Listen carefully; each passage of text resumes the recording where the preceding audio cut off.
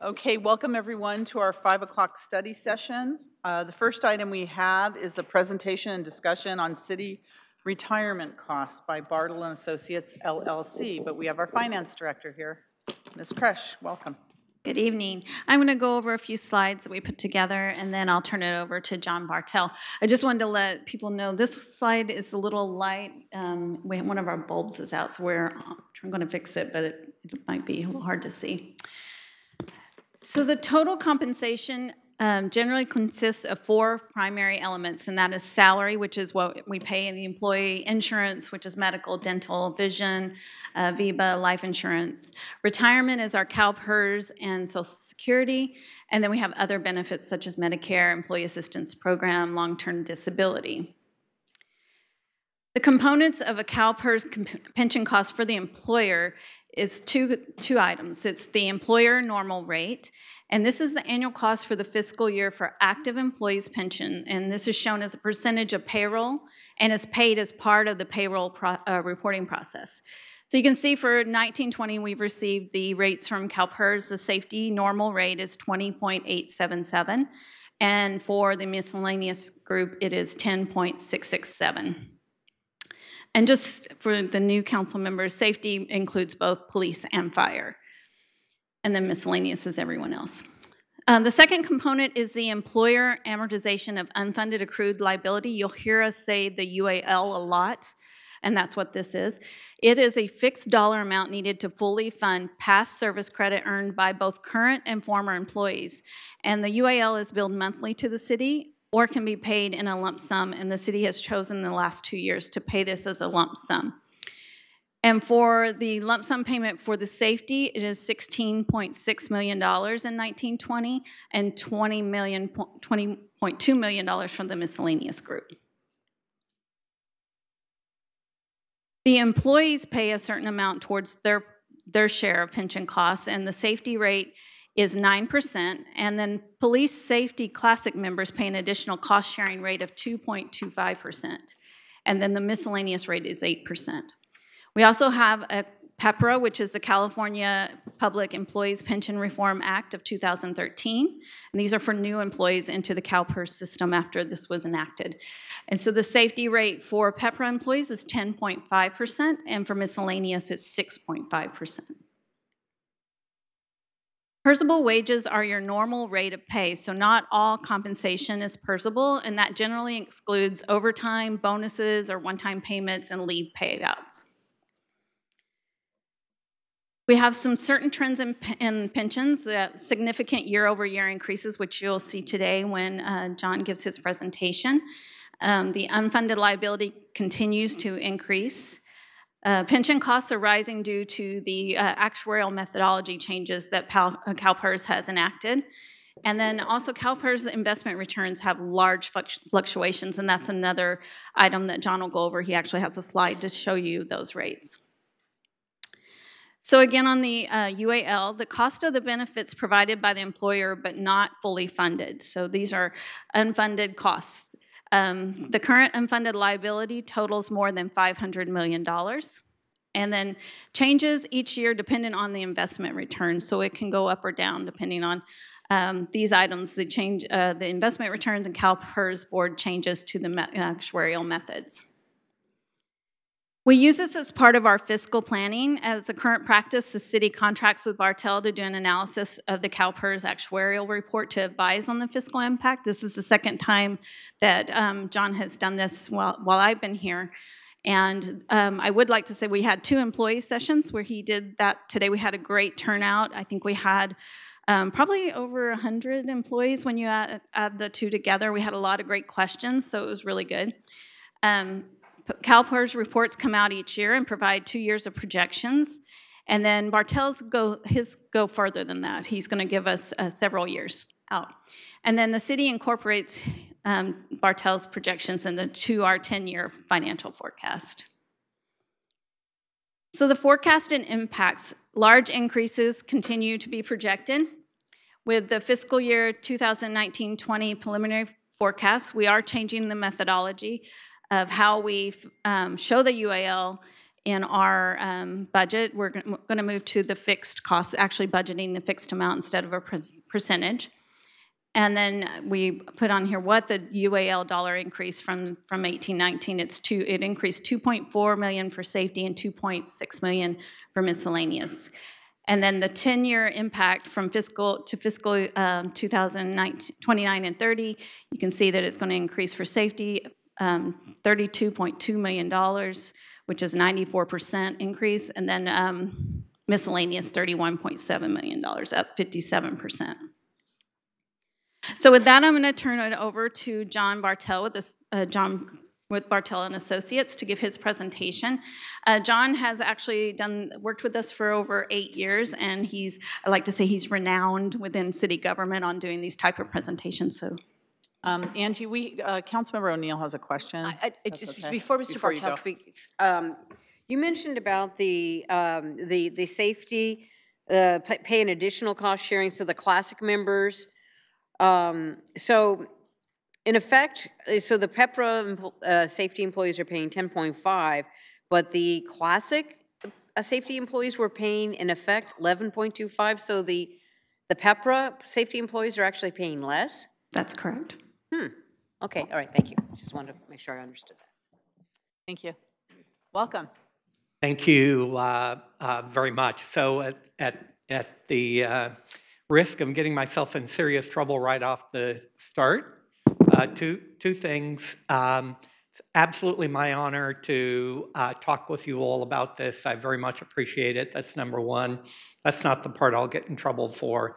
Part I'll get in trouble for is to encourage you all to interrupt me as I go and ask the questions. I really think it will be much better, easier for me to answer the question, but also I think the odds are excellent if you have a question, somebody else has the same question. And it'll also probably be a little bit faster than holding your questions to the end.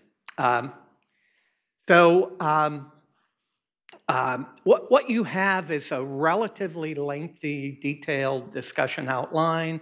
What I'm going to try to do is to shorten that up a little bit so we're not taking quite as much time as we did with the employee meetings. But having said that, if you want me to go into more detail, I promise you I will smile and do that. What I want to do is start off a little bit with trying to answer the question of how we got here. We'll then go into what CalPERS has done to what I'll say fix the problem. Every time I use that term, fix the problem, people should interpret that to mean contribution rates are going up. Because historically, contribution rates have not been as high as they should have been. So the only way you can fix that is by charging more. We'll then talk about the Cities 2 plan, the non-sworn miscellaneous plan, and then we'll go into the sworn safety, police, and fire plan. We'll then talk a little bit about combined numbers, both for the general fund and general fund and enterprise funds. We'll then talk about, I have a bullet there that talks about or says, paying down the unfunded liability. I need to get my act together and change that. It's not really paying down the unfunded liability. It's more how do you deal with the fact that contribution rates are going up? What are your options relative to that? So let's talk about the 4 reasons. We have a fair amount of detail in the full discussion outline. What I want to do is go over each of these one by one. So investment losses. Investment losses really at CalPERS means CalPERS is earning less than they assumed they were going to earn. If you look at several things like a rolling 10-year average return, the returns are below the expected return. You have the dot-com bubble, which happened in the early 2000s, and then the recession in 2008, 2009. So there's been a bit of a bounce back. The problem is the bounce back does not offset the investment losses. particularly important when you're thinking about investment losses to understand that if you have a minus, like June 30, 2009 return was minus 24%, that's not a 24% loss, because CalPERS was not assuming they would earn zero. They thought they were earning about 7 3/4 in that particular year. So you're really talking about a 32% loss. And then if you go 2 years later, the actual return was about positive 22. So it sounds like minus 24, positive 22. Sounds like those are offsetting each other. Unfortunately, they're not, because again, you have to compare that 22 to the assumed return, and the positive 14 that they got in 2011 just doesn't offset the minus 32 that they had. And that's really what has happened, is the returns historically have not been what they thought it was going to be. We'll talk a little bit in a couple of slides about what CalPERS' reaction to that is. And then the second issue, which sometimes is a little bit hidden, and that is CalPERS' contribution policy. When we look at the historical contribution rates, you're going to see contribution rates by and large going up for almost the last 20 years, and they will continue to go up. And the reason they're going up is because the historical contribution request was not sufficient to pay interest on the unfunded liability. Well, when you're not paying interest on the unfunded liability, guess what? Contributions have to go up. So CalPERS is changing their contribution policy. So every single one of these results in higher contribution. That also, if you're fixing the problem, you're talking about contributions going up because of the changes CalPERS is making. Enhanced benefits, so at CalPERS, benefits were enhanced, not just prospectively, but retroactively as well. So if you had an individual who worked here for 20 years, you all went to 3 at 50. They got that 3 at 50 for all prior 20 years, not just future service, but past service. And that past service increase, all of those prior 20 years, the actuaries didn't know you were going to give a benefit improvement, so that had an adverse impact on the unfunded liability. And then the fourth one, demographics. This one falls under the category of kind of is what it is. You all are a city that has been around for a long time. You've been in CalPERS for a long time. And what that means is you have a fair number of retirees compared to actives. And the more retirees you have, the more mature you are. The more mature you are, that means more money you have, more contribution volatility, and the less you can control what's going on by changes with PEPRA or impact on active employees. So that what it does is means your contributions are going to be more volatile, and the opportunity you have to fix this is harder, becomes much, much harder the more retirees you have compared to active employees. So CalPERS changes, kind of jump all the way to slide 7. CalPERS changes, they really are changing their contribution policy. This is a fix that we're really talking about. Fix, of course, means contribution rates are going up. We can talk about the detail of this, but by and large, this change means you will be paying not just interest on your unfunded liability, you'll be paying principal on the unfunded liability. So when you look at where the contribution rates are going, you're going to see rates going up a bit, and then after several years, rates gradually coming down. That will absolutely be the direct byproduct of this change in the contribution policy. Assumption changes. So when I'm talking about assumption changes here, I'm talking about non-economic changes. But the single biggest issue is mortality. How long will people live? Some people refer to that as longevity. What happens is longevity continues to grow, particularly for a segment of the population like we're talking about. These are folks who have some sort of retirement benefit, if you will. They have healthcare, generally speaking. So this is a segment of the population that year after year, CalPERS study shows people are living longer and longer. So if you don't take that into account when you do your evaluation, then you have to take it into account later. What CalPERS is doing is what I think they should be doing, which is taking it into account sooner. When you believe something is going to happen, you're better off planning for that sooner rather than later. And that really is the anticipated future mortality improvement. And the third thing that they're doing is they're reducing the investment return assumption from 7.5 down to 7. And they're getting to that 7 over 3 valuations. So your most recent valuation is the June 30, 17 valuation. That uses a 7.25% discount rate. They will get to a 7% discount rate in the next valuation. Really important to understand that there's really only 2 ways to get money into the CalPERS trust to pay benefits. One way is contributions, member and city. The other way is investment return. So if investment return is high, contributions can be lower. It's really the employer contribution that is impacted by those investment returns. If investment return is low, contributions have to be higher. There is a strong expectation by CalPERS outside investment advisors that over the next decade, investment returns will be below that 7%.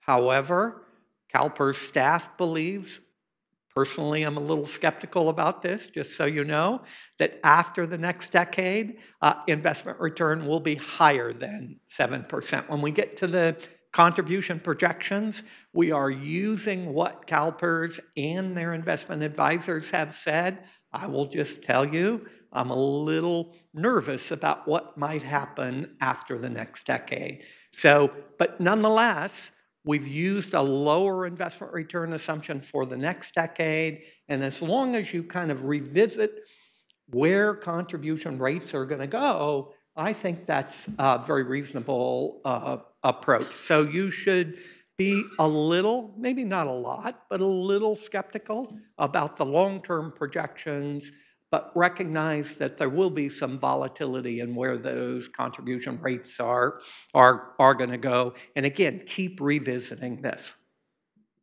Please do. Just jump in if you have a question. Okay, so I find this very interesting. And so I was recently in a meeting and I was talking to one of my colleagues from the city of Palo Alto, yep. And he said that Palo Alto is, they're like assuming, I think like 6.2 or whatever. They don't trust even the current numbers.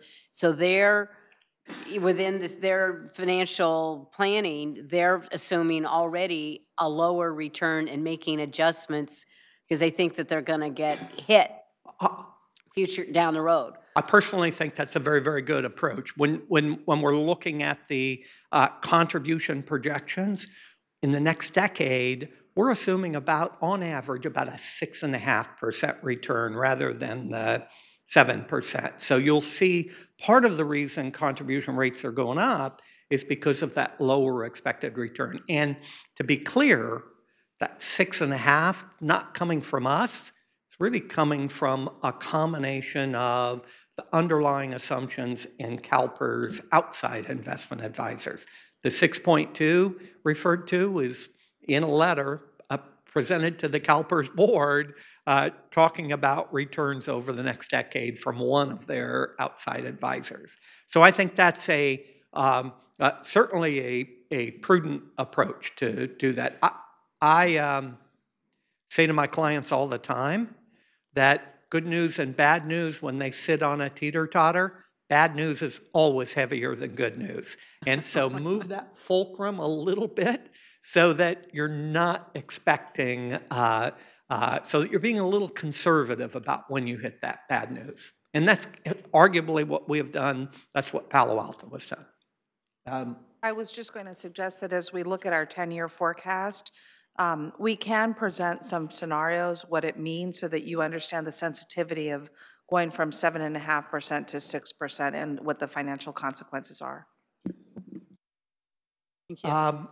A couple of other points. CalPERS has actually modestly changed their investment mix. That really did not have an impact on the 7% assumption CalPERS is using. In addition, they have a risk mitigation policy, and they've changed the amortization for future events. Has very, very little impact on where the contribution projections are going to go, but it in the long run will really have a positive impact on how the unfunded liability is paid off. Little impact in the short run, bigger impact in the long run. I find slide 9 to be it's one of our slides with more numbers on it than most people are comfortable with. I'm going to direct you to a couple of key items here. A number of active employees back in '97. This is your non-sworn safety. This is your miscellaneous plan. So you had 641 active employees back in '97. 2017, 691. Important for you to understand, these are not budgeted positions. These are real bodies working at the city. So that increase from 641 to 691, not that big of an increase. When you look at the number of retirees, though, you had 454 folks receiving a benefit in '97, more than double that in 2017. So this is part of what I'm talking about, the maturity of the system. We'll talk another part in a minute, but you went from a ratio, see that second square bullet from the bottom? You went from a ratio of active to retirees of about 1.5 to about 0.7. The CalPERS average is really about 1.3. What that means, you know this, you all as a city have been in CalPERS for a long time, so not all folks have been in CalPERS that long. The longer you're in there, the more retirees you have compared to actives. And when you go to slide 11, so slide 11 shows, we show it up there as AAL. AAL is the actuarial accrued liability. Think of it one of two things. It's the value of benefits due to service that's already been rendered. As an actuary, I absolutely think of that number as that's a target asset value. There's a strong argument that that's how much money you should have set aside. Now, the fact of the matter is, nobody has that much money set aside. Even in years past, you probably had many years where you had more money than expected set aside. Lately, that certainly has not been the case. So, but when we look at this, your actuarial accrued liability, just short of $700 million. You had $432 million in assets, so an unfunded liability of $265 million. Again, this is for your miscellaneous plan. Safety has a separate number, so you're 62% funded. The natural reaction when people look at that number is to go, oh my gosh, what do we do? This is a big number. What do we do about that? What I will suggest to you is this is a big number. That funded ratio is low. Having said that, you shouldn't be too worked up about that particular number. What I will almost promise you is that if you pay the contribution that's coming down the pike from CalPERS, if you can build that into your budget, then the unfunded liability will take care of itself.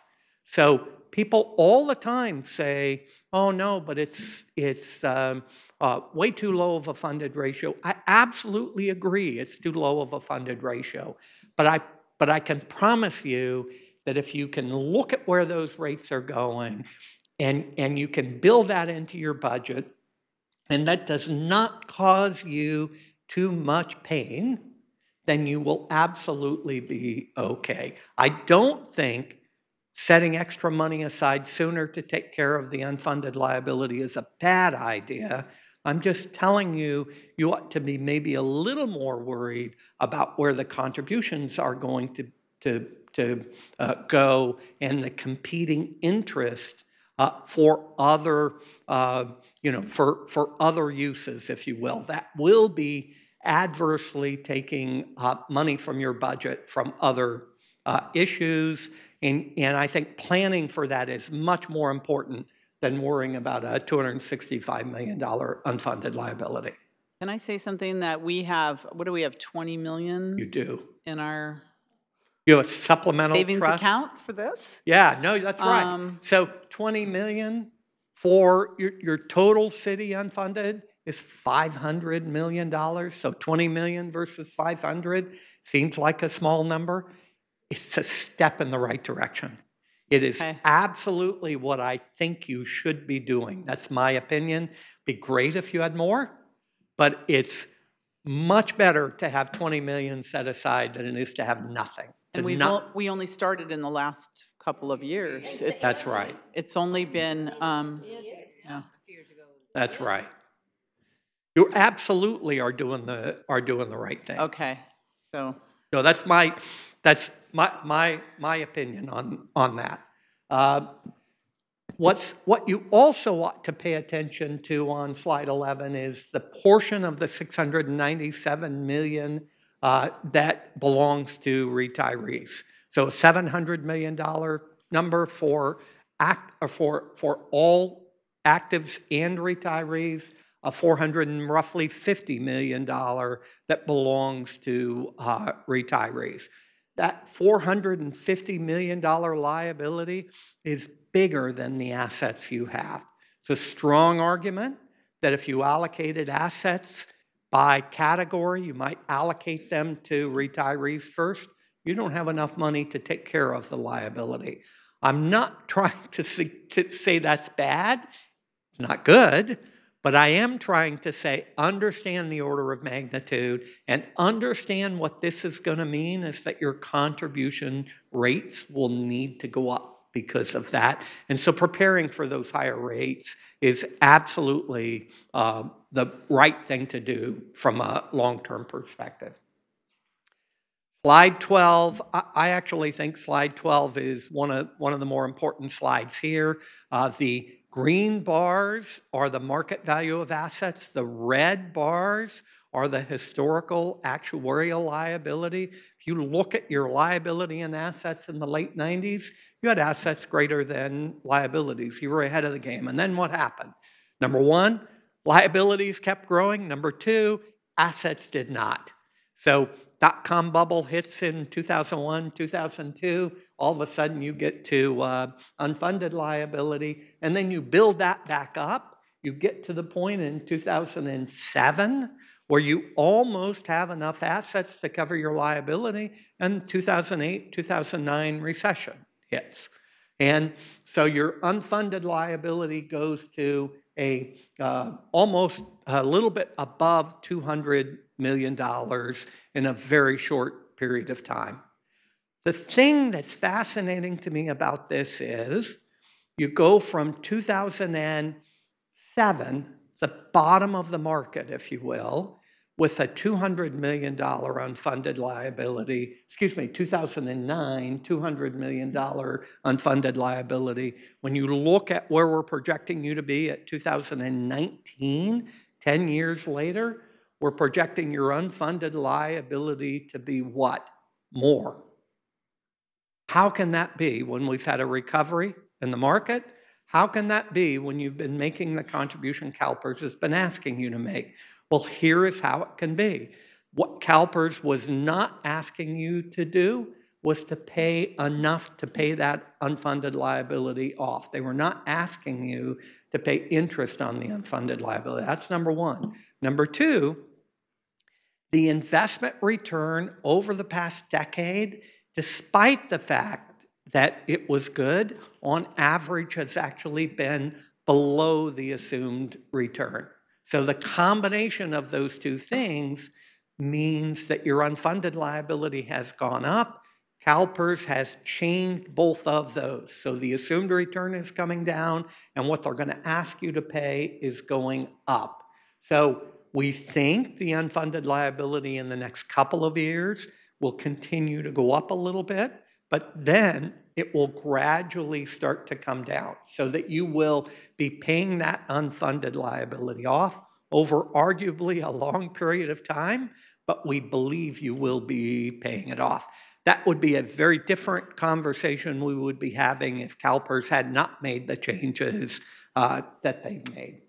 So slide 13 shows the history of your contribution, and really what you see here is over the last 17, almost 20 years, 17, 18 years, in almost every year, your contribution rate has gone up. Not just the dollar amount going up, the contribution rate going up. Why? Again, because their old contribution policy did not ask you to pay as much as as you should have.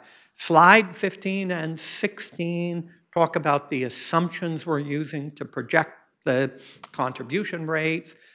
I don't want to get into the weeds too much, but think of it this way: over the next decade, we're assuming investment return is going to be lower than expected, but we're also doing a simulation here. So we're looking at 1,000 different trials as part of our simulation. So we get 1,000 different contribution rate patterns when we're doing these projections. We take into account the fact that you will be hiring. As you hire more and more PEPRA employees, the value of benefit that they will get will be lower, and the portion of the cost they will pay will actually be a little bit higher than for classic employees. So we're taking that into account in the projections. I will tell you, in the employee meetings today, we got the same question twice, once in the morning, once in the afternoon, and both of them looked at the contribution rates going down and said, this is because of PEPRA, right? No, it's not. The reason your contribution rates will go down in the future is very little impacted by PEPRA. It's all about paying your unfunded liability off with CalPERS' new contribution policy. If you pay less than interest, guess what happens? You have to pay more down the road. If you pay more than interest, guess what happens? Your unfunded liability gradually gets paid off. That's what's happening with the contribution. And as the unfunded liability gets paid off, your future contributions gradually start to decline. So slide 17 and 18 similarly looks at your contribution rate, not the dollar contribution. And when you look at this, your 18-19 contribution at about 36% of PERSable wages, that's going to go up to about 45%, tick down a little bit, and then gradually start to go back up to about 42.5%. So your rate's going up in the short run. This is, again, not safety, though. This is miscellaneous only. When we look at safety, you're going to see lots of similarities, except for this particular slide. In this particular slide, you're going to see a much steeper increase for safety. And then the long-term projections so if you're going to look for good news, this is the slide. Similarly, for safety, you really see contribution rate going up to be kind of a plateau, that plateau by and large being low to mid 40s as a percentage of pay. And then once you get out about 12 or so years, 13 years, you see the rate gradually start to decline. That's all about paying off your unfunded liability. In the long run, we think contributions will get to a much, much more manageable contribution rate. Now, what I will also tell you here is that green line, when we look at our 1,000 contribution simulations, half of them are contribution rates above the green line, half of them are below the green line. You see hollow squares at the top. 25% of our contributions are above those hollow squares. 75% of our projections are above those solid green squares. So when you look at those high rates in the hollow, those are not worst case scenario. 25% of our contribution rates ended up being higher than what you see. So you should understand a couple of things. Thing number one is this is our best guess at where we think the rates are going to go. But you should every couple of years sort of revisit them and make sure that they make sense relative to where you have your budget set. So we think things will change. One thing I can promise you is your rates will not fall along that green line. It's our best guess as where they might be, but I can almost promise you it's not going to happen quite that nicely. Your contribution rates will be more volatile. The maturity of your plans, both plans, dictates that. And we think your contribution volatility will just continue to grow as you get more and more retirees. So what we're going to do is we're going to take your contribution and parse it down a little bit. The first, what I call kind of the baseline of your contribution, is the normal cost.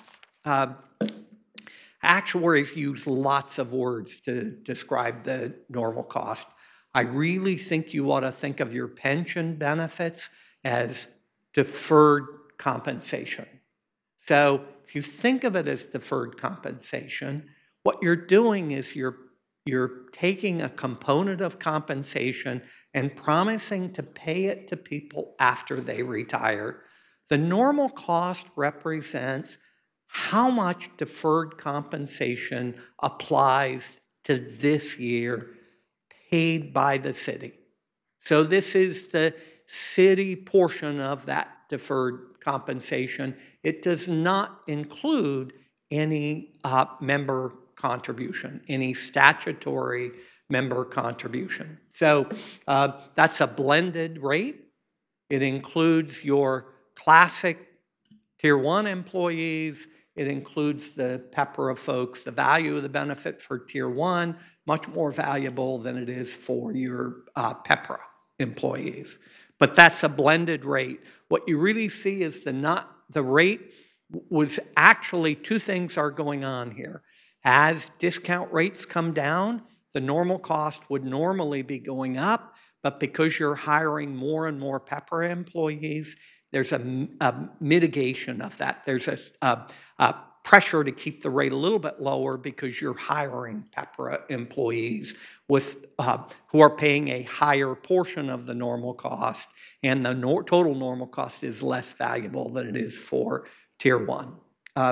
Second component of the rates is the payment on the unfunded liability.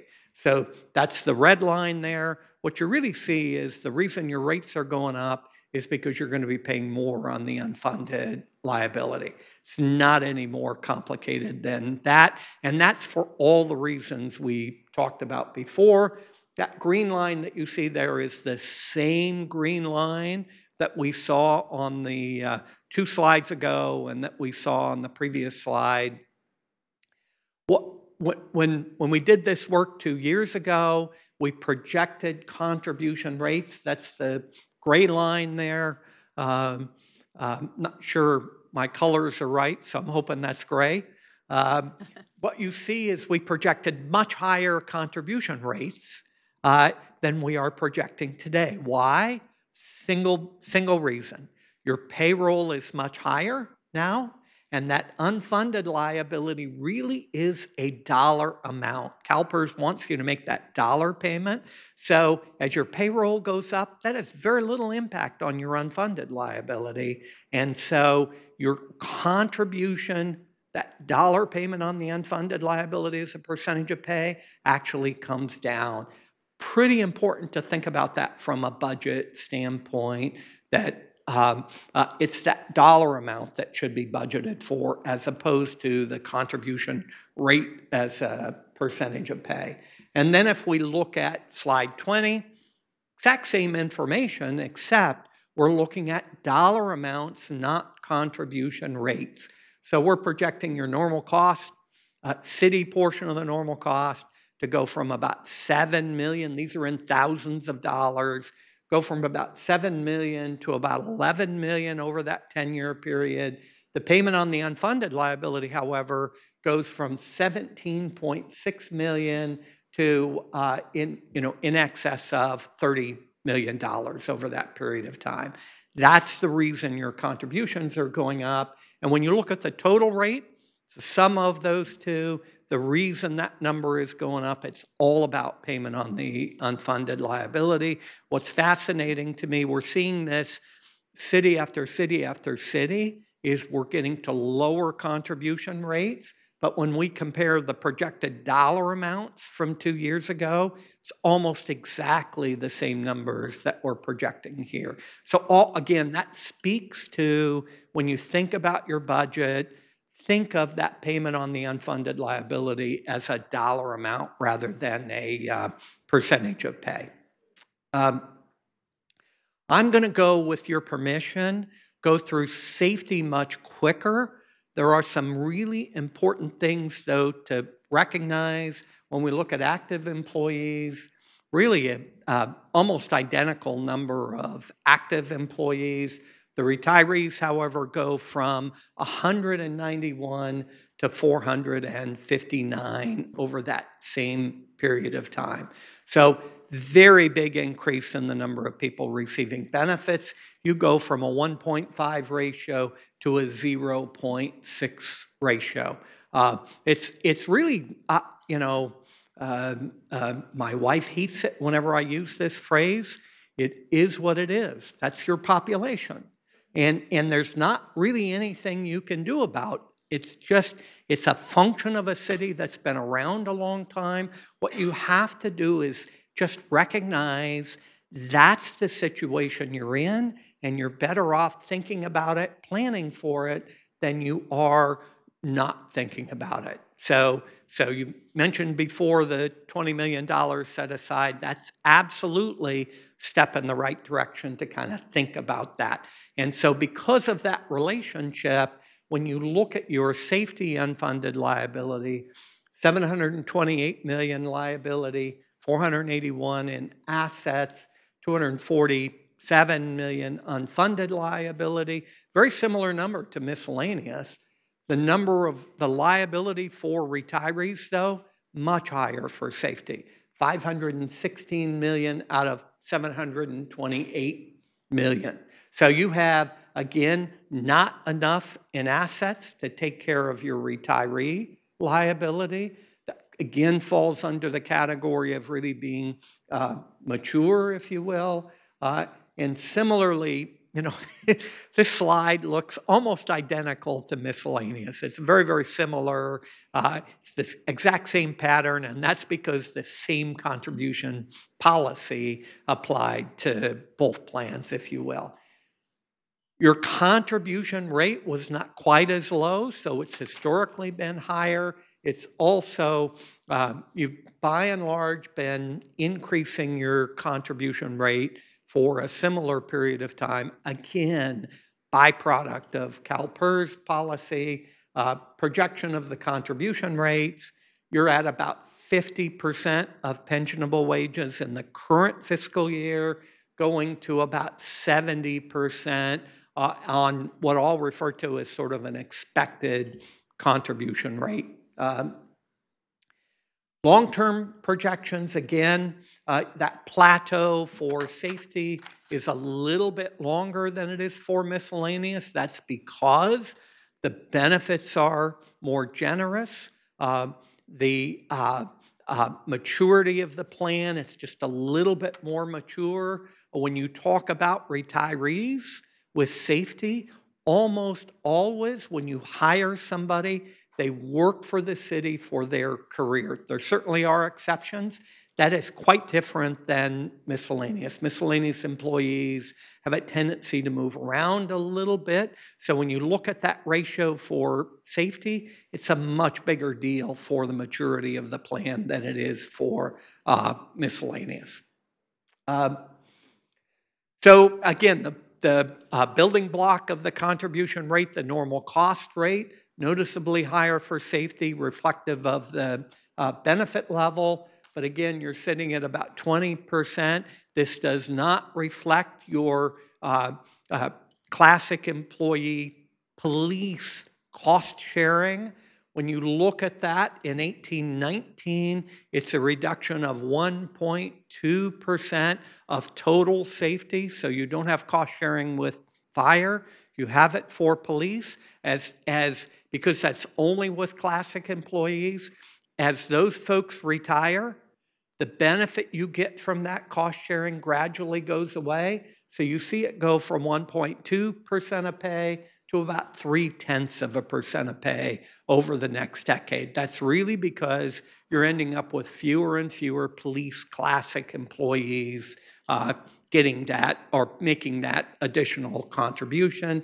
Again, the big increase in the contribution is all about the payment on the unfunded liability going from roughly 31% to right about 50%. And you go look at the projection of those numbers, you go from a 50% to a 71% projection. Again, very similar to miscellaneous. If we compare that to the percentage projection we made 2 years ago, we were much higher, several percentage points higher, but that's all about the payroll. What happened to the payroll? The payroll for safety also went up more than what we thought it was going to be. So when you look at these amounts from dollars, you see the normal cost going from $9 million to about $13 million. The cost sharing reducing from about $500,000 to about 200,000. Payment on the unfunded liability, again, that's the big deal here. That's why the contribution rates are going up. So you're seeing your contribution, the dollar amount of your contribution, going from 22.7 to 45.4, essentially doubling over that period of time, almost without exception. When we talk with clients about where these numbers are going, almost everybody says when we project where our revenue is growing, it is not growing that fast. And so what that means, of course, is this is pushing out other items in the budget. So you really have to either figure out a way to increase revenue, or you figure out a way to decrease services, or you do some combination of that, or you pull money out of reserves to go ahead and mitigate those increases. So you find some other way to set money aside. So again, that $20 million set aside will mitigate this. It just won't mitigate it a lot.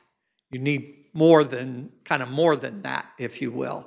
So I hate to be the doomsayer, but that's really is the reality.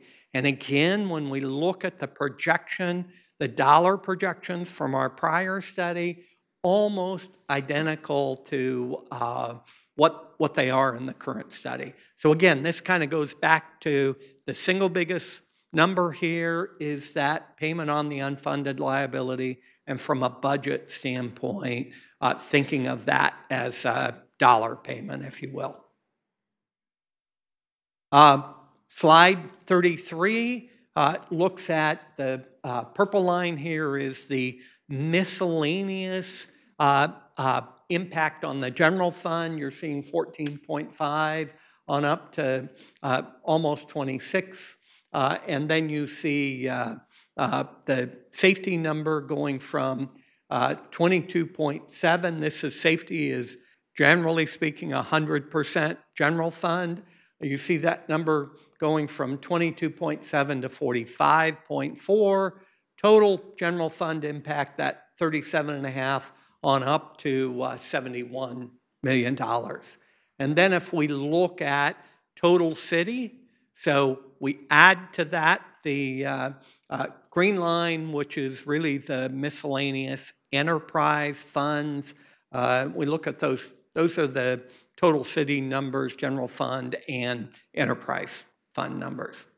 And then slide 35, I'll leave you with one final piece of bad news here, and that is when we look at the unfunded liability total city, we've got miscellaneous at that 265. That's from that earlier slide, 62% funded ratio. Safety, 248 million, 66%, and then total 513, 64% funded. I try to encourage people to think about two serious issues. Issue number one is the only way to mitigate this impact on future budgets is to find money. So I hate to say it quite like that. There really are no other magic fixes. We could talk about what some people are hoping the California Supreme Court will do. I wouldn't hold my breath if I were you. We could talk about lots of other things. I wouldn't hold my breath on any of those either. I really believe it's all about figuring out where your budget is going to go in the future and then thinking about setting money aside sooner rather than later to mitigate that contribution increase. So it's really all about where do you get the money from. Your options, you really have by and large 3 options.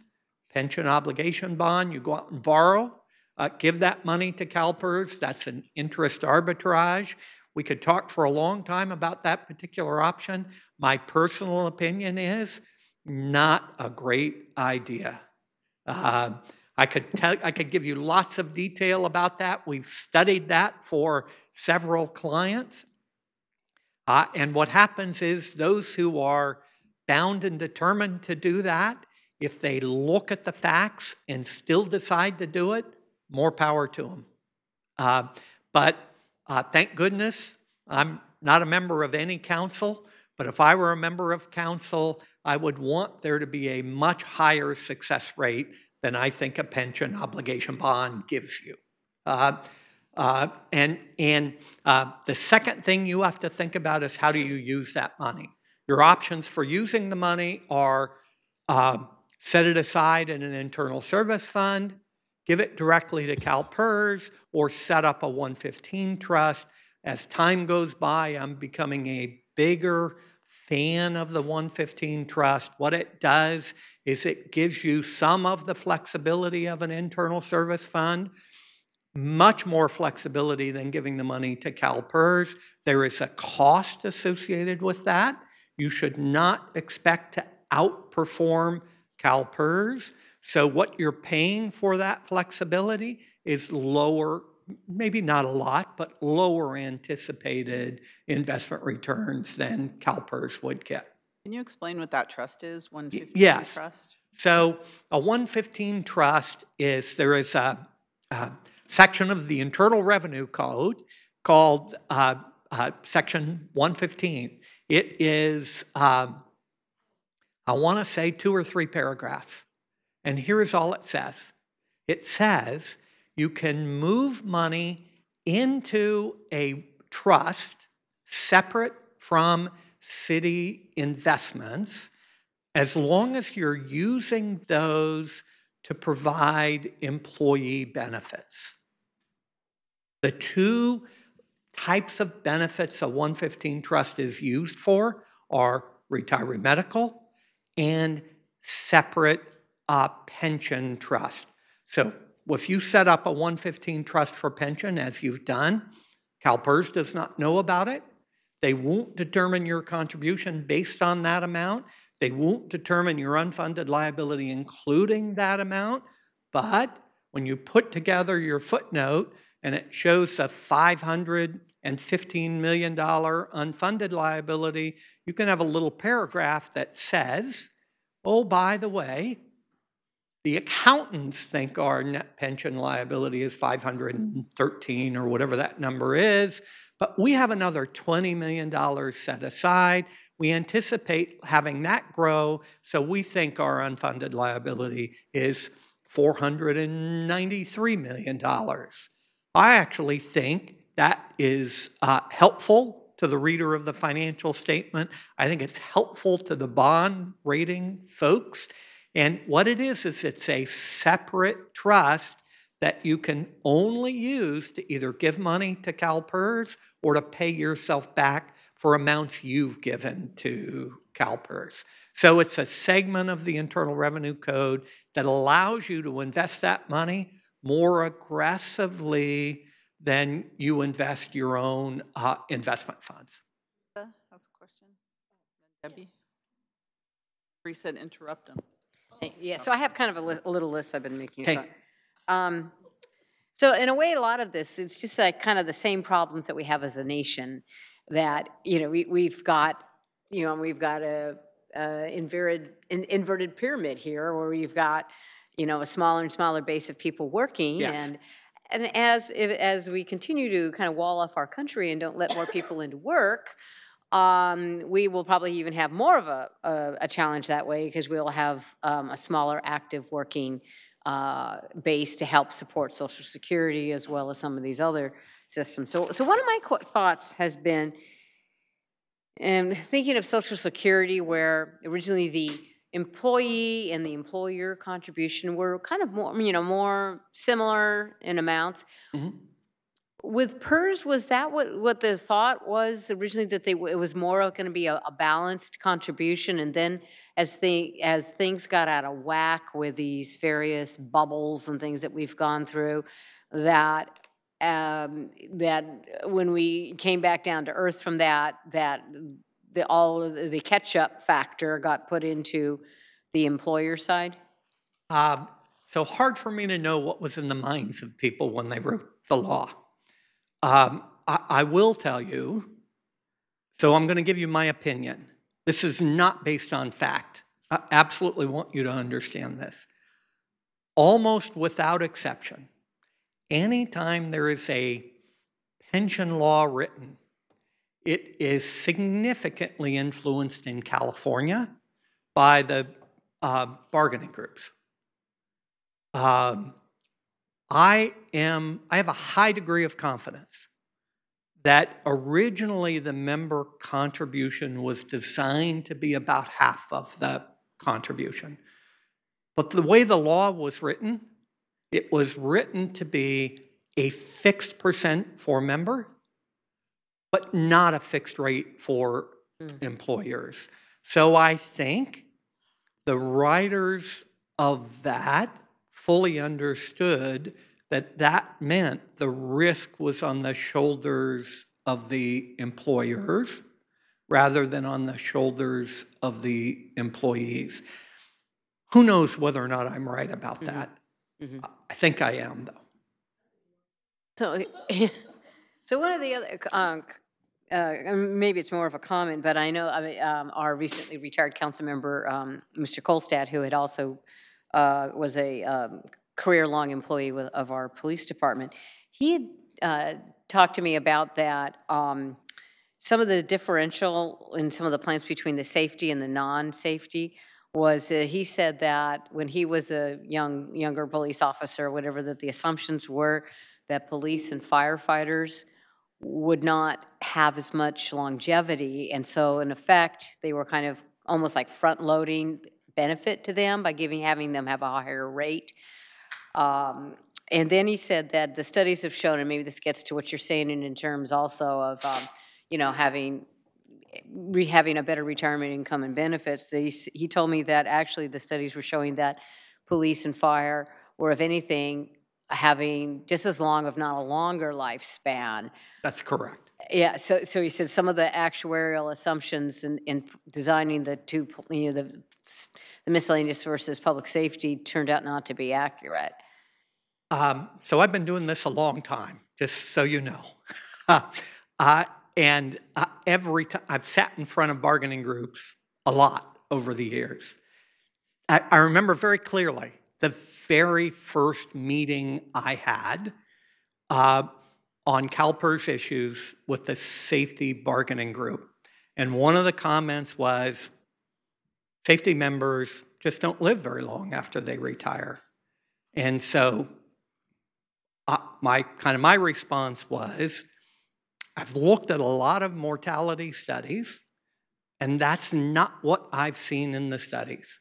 If you can show me a study that says that, I promise you I will agree with you. But I can't agree because I haven't seen a study. So it may very well be when these programs were set up that was the thought. I just don't think that thought has been borne out in reality. That does not mean it's not a harder job before people retire. Does not mean that there is not an incidence of mortality before retirement. I'm talking about post-retirement. Post-retirement, all of the information shows that there is a, you know, how do I say this? I said this to a group of safety folks once. Line up a group of actuaries and line up a group of firefighters or cops. Which one do you think is going to live longer? It's not the actuaries. Thank you very much. Interesting. That's really Just isn't. Okay, great. So my last question is that in some of the discussions I've had with employees or, you know, folks that are from other entities that are in PERS, they used to say, oh, no, don't we, you know, once that the city's only responsible for the employee while they're working, and then once they retire, they're all, you know, PERS is responsible for them. But it sure sounds like what's been happening is that's not the case, because PERS keeps coming back to us and saying, even though these are folks that, you know, like I said, when those folks said to me, oh, no, don't worry about it, don't worry. PERS is responsible for taking care of them, but who do they have to come to but us? There you go. So absolutely go back to the basic, which is the only way to get money into the trust to make those benefits are contributions or investment return. The contributions only come from two sources, the city and employees. Once somebody has retired, the employee contribution is nothing to do with retirees. So that responsibility is all on the cities. CalPERS does not have a source of funds that they can take. They're not an insurance company. You're not buying an annuity for these folks. You're setting money aside and you're hoping that there's going to be enough money. Well, that hope has just not worked over the past couple of decades. So no, it just doesn't work like that. Okay, great. Thank you. Thank you, Councilmember Davis, and then Councilmember Chahal after that. Well, at least you weren't all doom and gloom, but you were. Okay, no. Pretty doomy. I was more doom and gloom than holding out strong hope. Yeah, I know. You have a tough job, and you're probably one of the people was an actuary who will leave us because of the stress that you get under. So I happen to be married to one of those little public safety officer kind of guys. And I look at, and to go with Teresa O'Neill, she asked you all the questions that I kind of looked at. I always thought that they would, after a certain amount of time, because of the stress of the job, what they do in service, that they kind of drop, like right after they get retirement. It's like a natural thing, and they don't. We have better health care. I mean, everything has changed, everything. So that's right. I understand the buildup. But you brought up three things. Where are we going to get the money? we would have to change our public services. As soon as you said that, all I could hear was all the people outside listening to you going, no, don't take away my library. So that I know is not going to work. Yeah. But I guess because it's a study session, I think I'm going to ask the city manager that we really take a deep dive into this for goal setting and figure out a funding resource that we can direct us to also with that 115, that maybe that will help us get there. I mean, it's not going to fulfill the need, but at least it will let the impact will be less hurtful maybe to us. Don't know. But anyway, so is there some way that we can put that onto goal setting or figure that out? Because the first thing that came to me was like a new funding source and directing it into that. We will be presenting the revised 10-year forecast so that you have an idea of what the next 10 years look like. We will also be modeling the different rate of return assumptions so that the council can see the impacts of different rate of returns as we achieve them. However, without a new revenue study, without a new revenue strategy already that's in place, we're not able to overcome the next 10 years. We'll have to look at how we are able to fill the gaps. And to the extent that the council makes a policy decision to go to 6%, which other surrounding cities have done in their 10 or 20-year outlooks so that they can begin to plan for those, we will have to grapple together in terms of how do we look at service delivery and what will be the core services and what services we'll need to trade off. Okay, that's going to be a fun thing, but so there is right if we now cannot there is find no a direct revenue source. There's no there is, and even if we did have a revenue source that has not been utilized, we have current needs, and so it really becomes a decision around policy trade-offs and prioritizing, So absent a new revenue source that the city can create. Okay, well, the only thing I could think of was like TOT when we were talking about another revenue source. But we can look at this through a goal-setting process to see what we can trade off. We'll bring back some scenarios on some modeling on January 15th. Okay. And then we'll take it up more as part of the budget process. Okay. So it won't be an opportunity to trade off. It will just be an understanding of how sensitive the 10 years is to different rate of return levels, absent a new revenue source, making certain assumptions around what our revenue projections are. So we can provide that by January 15th. It's going to be a tough pill to swallow, but I guess we're going to have to do it. We're all in this together, but I don't know. Did we also, when you were doing this, how many retirees each department that we had coming down the pike within the 10-year? Confirming with Ken and Angie that we can do this by the 15th. I'm sorry. I didn't want to look that way. And I'm sorry, I missed your question. I know, don't scare her. Anyway, she's doing a good job. You found money so far. The rate of retirees going forward, I mean, when we did this, we looked at the 10-year projection of retirees. So we already know the number that's coming down the pike. Okay, all right. Thank you. Councilmember Chahal. So my question is more general in nature. There are studies from Stanford and other studies like whole of California as public unfunded liabilities are huge, maybe anywhere from 500 billion to 1 trillion, depending on where you look at it. So long term, we know this is a problem. So what are we looking at solutions to it so that we can curtail, like we know our unfunded liability is $400 million as of now, and only solution to that is generating more revenue. That's one solution. But what are other options we are looking at down the line from policy point of view, from the state policy, from the pension plan policy, so that we really fix this problem in the long run? That's my question.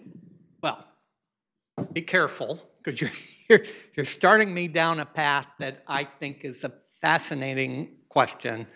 But in the interest of full disclosure, I'm an actuary, right? I'm not a politician, not a budget guy. I'm not an attorney. I don't know what's really going to happen. My opinion, though, is there are lots of things that could make this a little bit better.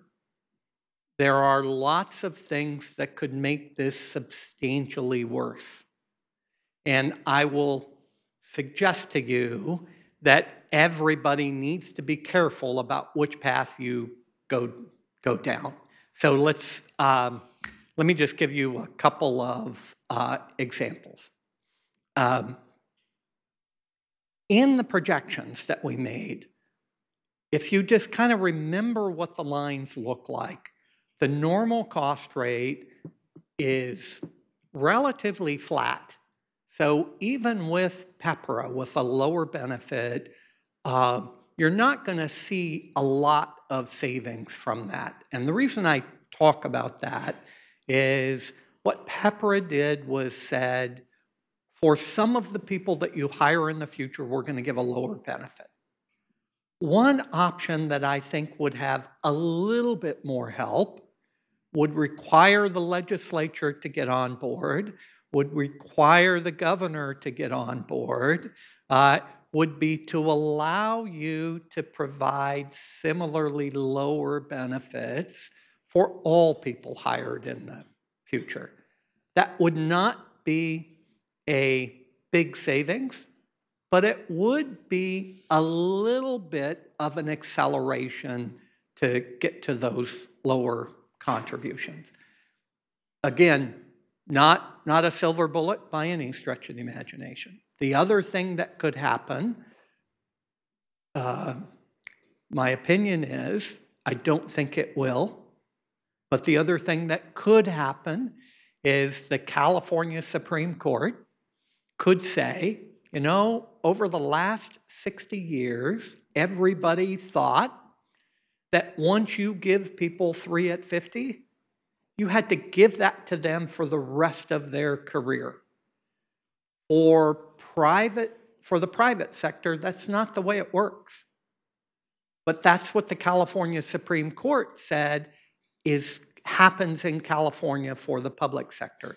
It's conceivable to me, I don't think it's very likely, but I think it's conceivable to me the California Supreme Court could say, we were just kidding. We didn't really mean that. And people just didn't understand the words we wrote, and you could negotiate lower benefits for people in the future. So you could negotiate 3 at 50 future benefit accruals to be at a lower rate. I frankly don't think they will, but I don't pretend to know whether they will or will not. But even if the California Supreme Court says we were kidding, there's no ability under the current law to go ahead and have that negotiation. The legislature and the governor or some sort of ballot initiative would have to allow that to happen. I don't, I'm not a politician. I don't understand politics by any stretch of the imagination, but I wouldn't hold my breath at either one of those things happening in the near future. It's conceivable to me that we might have a ballot initiative. So this, in my mind, falls under the category of make things worse. I think you could have a ballot initiative that does away with defined benefit plans, requires all new employees to go into a defined contribution program. There are lots of legal experts that say there would be a ton of legal challenges to that, but let's pretend for a moment you did. What that does is that makes the existing plan much worse in terms of volatility. You have to reduce the investment mix. You have to, you have to make the investment mix more conservative, which means lower anticipated investment return, which means higher contributions for existing unfunded liability. A change like that would have no impact on the unfunded liability except to increase it. Explaining that to somebody in a 30-second commercial, good luck with that. It's hard to believe you could do that. But for me, that would be a very bad thing. I think I would personally like to see the California Supreme Court do what I don't think it's going to do. I would personally like the legislature to do what I don't think it's going to do. And I would like the governor to do, the future governor to do, what I don't think he's going to do. And that would be allow you to negotiate lower future benefit accruals for current employees. Doesn't mean a change on prior benefits, does mean a change on future benefit accruals, also to allow you to say all folks hired in the future get a lower benefit accrual. Lots of people disagree with me about all those. None of them are a silver bullet. But there are other little things I could frankly go on for a long time about this. There are other little things that I think CalPERS could do. The thing that I am most worried about is that ballot initiative. The second thing that I'm the most worried about is as time goes by and your funded ratio becomes better and better, somebody forgetting what happened and saying, gee, a benefit improvement will not be that expensive. And forgetting the lessons we've learned in the last decade, 2 decades. I'd like to see somebody chisel something out in front of every single city hall to not go back to enhanced benefits. I'm sorry, I'm rambling. My apologies. Councilmember, are you finished with your questioning? Okay. Any other council member? I'm not sure, Mr. Bartel, if you finished your presentation. I have. I know. You did? I did. Okay. Are there any other council members before we go to the public? Yes, Vice Mayor. Thank you, Mr. Martell. That was definitely a lot of information. But just out of curiosity, I mean, I understand, the contributions, but what about the investment portion of it? Yeah. And how CalPERS invests and how the cities invest? Yeah. I mean, is that taken into consideration as well? I mean, in terms of like trends, certain areas, markets may be doing a lot better than others, and explore those. Is there the ability to just bounce around a little bit and take advantage of a trend or that seems to be doing better than others? Like I remember several years ago, real estate was doing great. Now these days, tech stocks. Years ago, one of the pieces of advice I got as a young consultant was never ever apologize when you're making a presentation. I've already apologized at least once in this presentation. I'm going to apologize again because this is not going to be a satisfactory answer to your question. I'm going to give you the caveat up front, though. I'm not an investment guy. That's not my area of expertise. I do, however, listen to lots of investment folks. And what CalPERS is faced with is investment advisors all saying regular equities, traditional equities, are not going to yield the kind of return they historically have. They're saying there will be significant volatility. So what that has done years ago, what that did was led CalPERS to make, I'm just going to give you my opinion, some crummy investment choices. Most notably, leveraged real estate. So my favorite one is CalPERS went out and bought for roughly $100 million a mall. They borrowed $90 million, put $10 million down. The value of the property went from $100 million to $70 million. They still owe 90, and now they've lost 300% of their investment.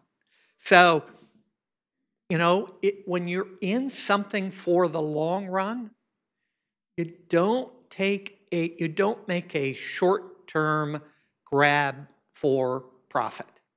I think CalPERS got a little sideways relative to that. I have heard from subsequent chief investment officers at CalPERS that they all believe that was a mistake. I hope they continue to agree that that was a mistake. So there are issues like that I think CalPERS should be better at than they are. They are doing something that I'm just not smart enough to understand. And that is they are putting more and more money into sort of private equity investments that I don't frankly understand. They're complex. They believe that in the long run, those those private equity investments will get to a higher yield than the regular equity investments. I'm not smart enough to know whether that's true or not. I can tell you it's still not a big portion of their investment mix. And the final comment I'll leave with you is when we compare CalPERS investment returns with other similarly invested retirement systems, they're kind of on par. There's an argument that they're a little bit below par, but not a lot. And if you think about that, that makes a certain amount of sense because CalPERS has, they really are the retirements. They are so big, they are the market. They are the retirement investment market. And so I'm confident they're struggling with this as an issue. I'm confident I don't fully understand exactly what they're doing. Am I completely comfortable that what they're doing will make sense? I'm just not smart enough to know that. Thank you. Okay. Thank you. Councilmember Hardy. Thank you. It was more of a comment and a thought.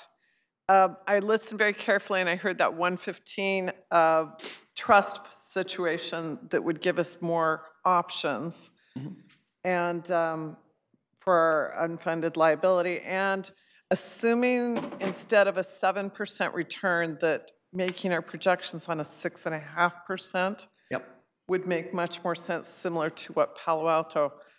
I guess I'm just making that comment that that's what I think we need to do down the road. So just so you know, I personally agree with that.